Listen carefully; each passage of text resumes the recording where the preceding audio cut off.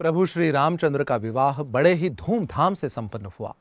देवी सीता और श्री राम के साथ साथ उनके भाई लक्ष्मण का विवाह राजा जनक की दूसरी पुत्री उर्मिला और भरत और शत्रुघ्न का विवाह जनक के छोटे भाई कुशध्वज की पुत्रियों मांडवी और श्रुतकीर्ति के साथ हुआ।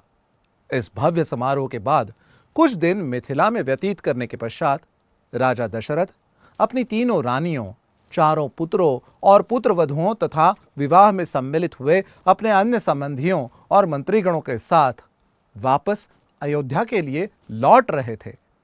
तभी उन्हें हृदय कंपित करने वाला अनुभव हुआ। यकायक आकाश में पंछियों की भयंकर आवाजें होने लगी। डर के कारण पशु इधर उधर भागने लगे। ऐसा दृश्य देखकर राजा दशरथ को कुछ अशुभ होने की आशंका होने लगी। यूं तो राजा दशरथ महापराक्रमी सम्राट थे, परंतु एक पिता का मन अपने पुत्रवधुओं की विदाई के बाद हुए इस अपशकुनों से व्याकुल होने लगा। राजा दशरथ की ऐसी अवस्था देखकर उनके कुलगुरु वशिष्ठ जी ने उन्हें आश्वस्त किया। उतने में प्रचंड झंझावात का निर्माण हुआ। बड़े बड़े वृक्ष उखड़कर गिरने लगे। सारी सेना धूल की आंधी से अचेत हो गई। सभी ओर भ्रम का वातावरण था। ब्रह्मर्षि वशिष्ठ और उनके साथी मुनिगणों के सिवाय राजा दशरथ के 4 पुत्र ही सचेत थे। इतने में राजा दशरथ को क्षत्रियांतक, भयंकर अजस्त्र दिखने वाले, जटाधारी कैलाशपति के भांति लंबे चौड़े, अत्यंत तेजस्वी भार्गव परशुराम के दर्शन हुए। उनके कंधे पर परशु और हाथ में बिजली जैसा चमकने वाला धनुष था और वो स्वयं त्रिपुरांतक के समान प्रतीत हो रहे थे। तदनंतर सभी ऋषियों ने उन उग्र दर्शन भार्गव राम का पूजन किया। तब उन जमदग्नि पुत्र राम ने उनका पूजन स्वीकार किया और फिर वो दशरथ पुत्र राम से बात करने लगे। श्री राम के द्वारा शिवधनुष को भंग कर देने की घटना परशुराम को ज्ञात थी। शिवधनुष की महिमा भगवान परशुराम को ज्ञात थी और उसे उठा सकने का सामर्थ्य केवल उनमें ही है, ऐसा अहंकार भी उन्हें था। इसीलिए उन्होंने श्री राम से कहा, तुमने शिवधनुष उठाकर उसे भंग करने का अद्भुत और अतर्क कार्य किया है। अब मैं तुम्हारे लिए ये उससे भी प्रचंड जामदग्नि धनुष लाया हूं। तुम इसमें प्रत्यंचा चढ़ाकर अपना सामर्थ्य मुझे दिखाओ, अन्यथा मुझसे द्वंद्व करने के लिए तैयार हो जाओ। परशुराम द्वारा श्री राम को द्वंद्व युद्ध का दिया हुआ आह्वान देखकर दशरथ ने अपने पुत्रों के लिए अभय मांगा, परंतु राजा दशरथ को अनसुना करते हुए परशुराम शिवधनुष और अपने लाए हुए धनुष का इतिहास बताने लगे। ब्रह्मदेव के आदेश पर देवशिल्पी विश्वकर्मा ने 2 दिव्य और श्रेष्ठ धनुषों का निर्माण किया, एक शिवधनुष और दूसरा वैष्णव धनुष।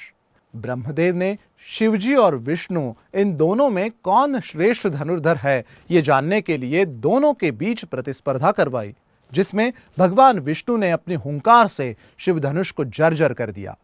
ये देखकर महादेव क्रोधित हो गए, परंतु सभी देवताओं और ऋषियों ने प्रार्थना कर महादेव को शांत किया। शिवजी ने अपना वो धनुष विदेहराज देवरात को भेंट कर दिया और विष्णु जी ने अपना धनुष भृगुपुत्र ऋचिक को दे दिया। पैतृक परंपरा से वो शिवधनुष जनक को मिला और वैष्णव धनुष जमदग्नि के पास आया। जो जर्जर हुआ शिवधनुष था उसे 8 पहियों की गाड़ी पर खींचने के लिए 5000 मजदूर लगते थे। उसके बाद परशुराम जी ने पैतृक परंपरा से उनको मिला हुआ वो वैष्णव धनुष कितना प्रचंड और शक्तिमान है ये बताते हुए श्री राम को क्षात्र धर्म का स्मरण दिलाते हुए ताने कसे, परंतु श्री राम ने क्रोध न करते हुए अत्यंत शांति से परशुराम से कहा, हे भार्गव, मैं क्षात्र धर्म से संपन्न होते हुए भी मेरा वीर्यहीन अशक्त के भांति तुम अपमान कर रहे हो। ये मेरे लिए असह्य है, इसलिए आज मेरा तेज और पराक्रम तुम देख ही लो। श्री राम ने भार्गव राम का लाया हुआ विष्णु धनुष और बाणों का स्वीकार किया और अनायास ही धनुष पर प्रत्यंचा चढ़ाकर उस पर बाण भी चढ़ा दिया। श्री राम के इस अद्भुत पराक्रम को देखकर परशुराम अत्यंत प्रभावित हुए। राम परशुराम की भेंट, ये छोटी सी घटना अगले रामचरित्र की सत्यार्थ से शुरुआत है, ऐसा कहे तो वो अनुचित नहीं होगा। इसी घटना से सभी को विश्वास हुआ कि लंकाधीश रावण से दो हाथ करने का सामर्थ्य केवल इन्हीं दशरथ पुत्र श्री राम में ही है। रामायण में आगे क्या हुआ, ये जानने के लिए देखते रहिए सूत्रधार प्रस्तुत श्री राम कथा।